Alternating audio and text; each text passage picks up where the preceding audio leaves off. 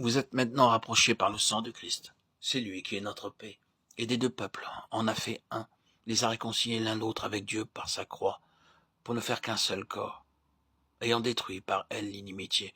Éphésiens 2,13. Si la croix de Christ est une puissance de séparation placée entre l'enfant de Dieu et le monde, elle est aussi une puissance d'union entre ceux qui s'approchent de Dieu, par le précieux sang de Christ. C'est dans la vie qui jaillit de la croix que les rachetés découvrent et comprennent leur union avec tous ceux qui sont en Jésus. On prêche que le calvaire est le terrain de réconciliation entre Dieu et le pécheur. On devait proclamer aussi que c'est le seul terrain de parfaite union entre les hommes, entre ceux qui vraiment vivent avec Christ.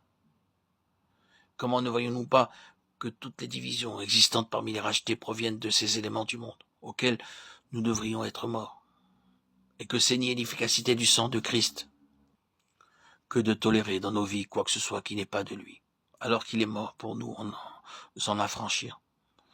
L'apôtre Paul, élevé dans l'une des sectes juives les plus strictes, les plus étroites, avait compris que la mort de Christ détruisait toute séparation entre ceux qui adoraient le même Seigneur. Et avec la même fougue qu'il avait mise à persécuter l'Église, il déposa au pied du crucifié ses préventions et ses préjugés pour prêcher uniquement son Sauveur et la croix. Cette croix qui avait bouleversé sa vie, en le séparant de sa famille, en faisant tomber ses préjugés, son orgueil de race et son esprit de caste. Aussi, avec quelle puissance il pouvait annoncer aux autres que, par la croix, nous entrons dans une vie nouvelle. Ce fut le thème constant de sa prédication. C'est ce qu'il répète maintenant aux Colossiens. Ceux qui sont morts avec Christ vivent dans un nouveau domaine, où n'existent plus les distinctions et séparations humaines. Là, il n'y a plus ni grec ni juif, ni circoncis ni incirconcis, barbare ou scythe, esclave ou libre, mais Christ est tout en tous. Colossiens 3,11.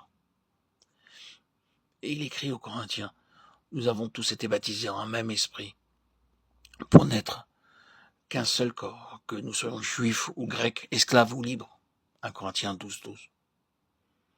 Les juifs traitaient les gentils d'incirconcis. Un rite tout extérieur élevait une barrière entre eux et les autres. Sans doute, Dieu avait donné la circoncision et la loi, et il avait ordonné les sacrifices lévitiques. Mais le Christ était venu. Il avait parfaitement accompli toute la loi et s'était offert en sacrifice parfait et suffisant pour les péchés du monde. Par le sacrifice de soi-même, Christ avait aboli la cause de l'inimitié entre juifs et gentils. Éphésiens 2,15. Ces ordonnances mosaïques et lévitiques, et il devenait notre paix. Des deux peuples, il ne faisait qu'un, par sa mort, puisque juifs et gentils étaient crucifiés avec lui. S'ils s'approchaient de Dieu par lui, les uns et les autres étaient effectivement réconciliés. Christ avait donc bien détruit par sa croix l'inimitié existante.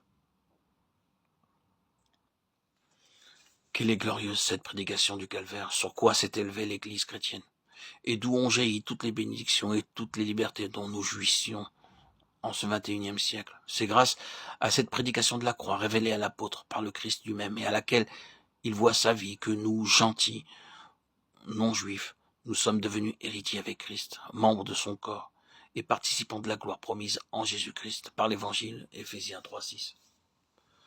Pourquoi donc voyons-nous encore des barrières s'élever aujourd'hui dans l'Église de Dieu entre ceux qui adorent le même Sauveur? Christ est venu annoncer la paix, écrit l'apôtre aux Éphésiens, Éphésiens 2,17.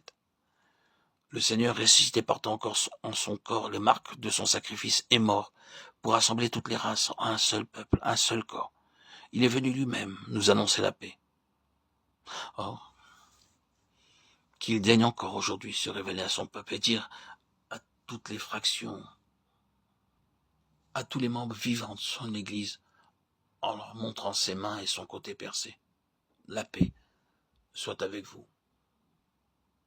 Qu'aujourd'hui encore, les barrières et les murs de séparation entre membres de son corps soient brisés et s'écroulent à cause de sa croix.